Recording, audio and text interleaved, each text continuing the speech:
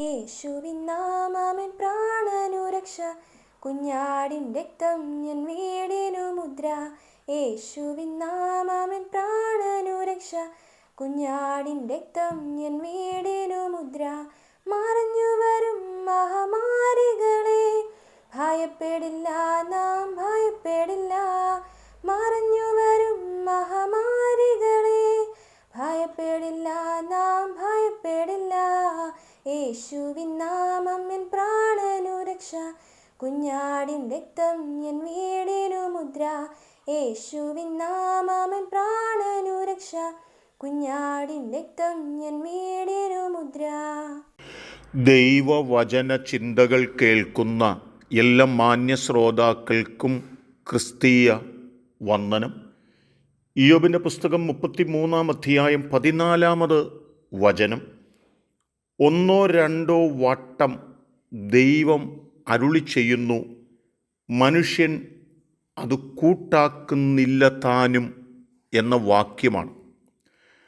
അത്യുന്നതനായ ദൈവത്തിൻ്റെ വാക്കുകളെ തിരസ്കരിക്കുക, തള്ളിക്കളയുക എന്ന് പറയുന്നത് വിശുദ്ധ ബൈബിൾ ആധികാരികമായി ഓർമ്മപ്പെടുത്തുന്നത് അത് കടുത്ത ശിക്ഷാവിധികൾക്ക് കാരണമായിത്തീരുന്നു എന്നുള്ളത് തന്നെയാണ്.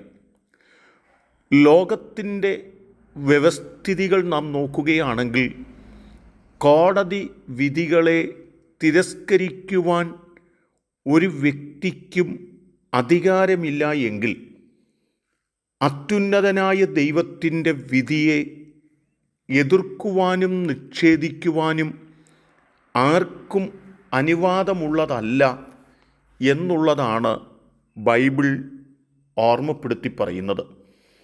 ഉൽപ്പത്തി പുസ്തകം 3-ാം അധ്യായം 6-7 വാക്യങ്ങൾ നാം വായിക്കുമ്പോൾ ദൈവത്തിൻ്റെ സൃഷ്ടിയാകുന്ന ആദത്തോടും അവ്വയോടും യഹോവയായ ദൈവം കൽപ്പിച്ചതായ കൽപ്പനകളെ പൂർണ്ണമായി നിഷേധിച്ചുകൊണ്ട് പാമ്പിൻ്റെ വാക്കുകൾ കേട്ട് വൃക്ഷഫലം ഭക്ഷിച്ചതുകൊണ്ട് അവർ മരണയോഗ്യരായി തീരുകയും തോട്ടത്തിൽ നിന്ന് അവർ പുറത്താക്കപ്പെടുകയും ചെയ്യുന്ന സാഹചര്യങ്ങൾ അവരുടെ മുൻപിൽ കടന്നു വന്നു എന്ന് നമുക്ക് കാണുവാൻ കഴിയുന്നുണ്ട്.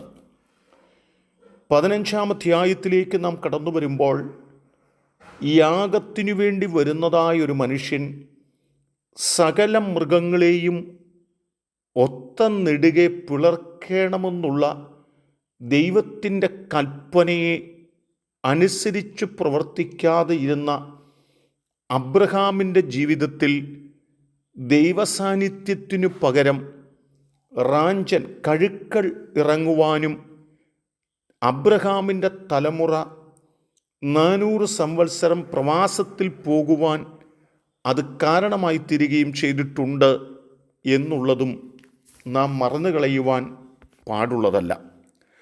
അപ്പോസ്തോലന്മാരുടെ അരികിൽ ഞങ്ങൾ വീട്ടിൽ പോയി ഉള്ളതെല്ലാം വിറ്റ് നിങ്ങളുടെ കാൽക്കൽ വയ്ക്കാമെന്ന് ആഴമായ ഉടമ്പടി ചെയ്ത് കടന്നുപോയ അനന്യാസും സഫീറയും നിലം വിറ്റ് കിട്ടിയ പണത്തിൽ കുറച്ചെടുത്ത് ഒളിച്ചു വെച്ച് അപ്പോസ്തോലന്മാരുടെ അരികിൽ വന്ന് പോഷ്ക് പറയുക നിമിത്തം അവർ ഇരുവരും അവിടെ വീണ് കൊല്ലപ്പെടുവാൻ മരണപ്പെടുവാൻ ഇടയായിത്തീർന്നു എന്ന് അപ്പോസ്തോല പ്രവൃത്തികളുടെ പുസ്തകം 5-ാം അധ്യായത്തിൻ്റെ പ്രാരംഭവാക്യങ്ങളിലും രേഖപ്പെടുത്തിയിട്ടുള്ളത് കാണുവാൻ കഴിയുന്നുണ്ട്.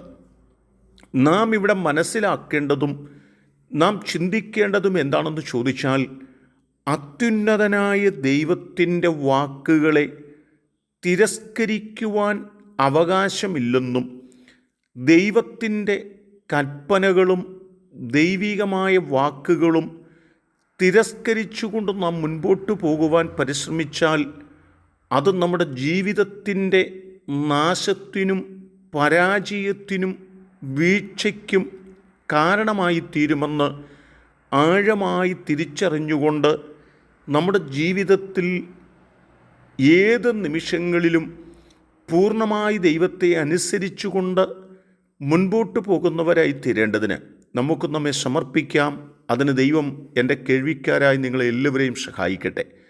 കരുണയുള്ള ദൈവമേ, നല്ല കർത്താവേ, നല്ല നിമിഷത്തിനായി സ്തോത്രം. ഞങ്ങളുടെ ദൈവത്തെ അനുസരിച്ച് ആ നിലകളിൽ ജീവിതം മുൻപോട്ട് കഴിക്കുന്നവരായി തീരുവാൻ ഈ ദൈവവചന ചിന്ത കേൾക്കുന്ന എല്ലാവരെയും സഹായിക്കണം. യേശു കർത്താവിൻ നാമത്തിൽ തന്നെ ആമേൻ.